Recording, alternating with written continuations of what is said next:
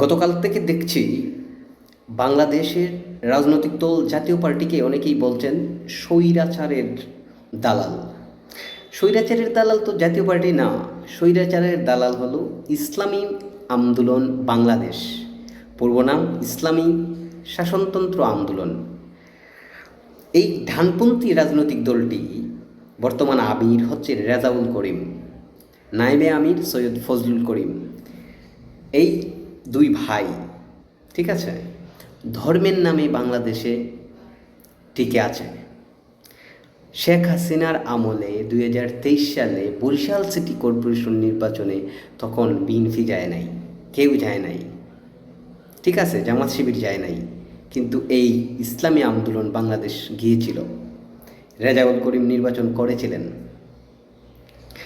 এখন কথায় কথায় বলেন স্বৈরাচারের দালাল জাতীয় পার্টিকে ধর।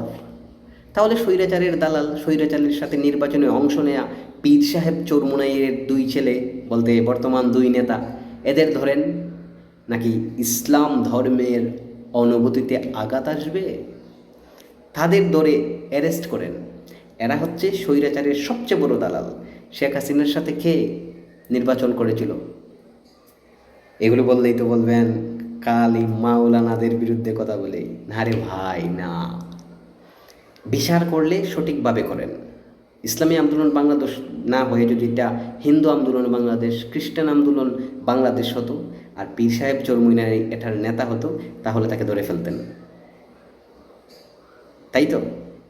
পীর সাহেব চরমুনাইরা সবসময় হচ্ছে যারা ক্ষমতায় থাকবে এদের দালাল। আজকে বিএনপি আসুক, বিএনপির পা চাটবে। আওয়ামী লীগ ছিল, আওয়ামী লীগের পা চেটেছে, এখন ইউনুসের পা চাটবে। ক্ষমতায় তো যেতে পারবে না, বাট ধর্মের নামে তারা একটা ভালো পজিশনে আছে।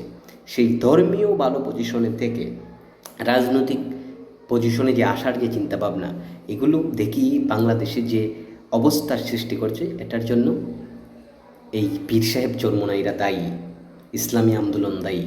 এদের বিরুদ্ধে রুখে দাঁড়ান।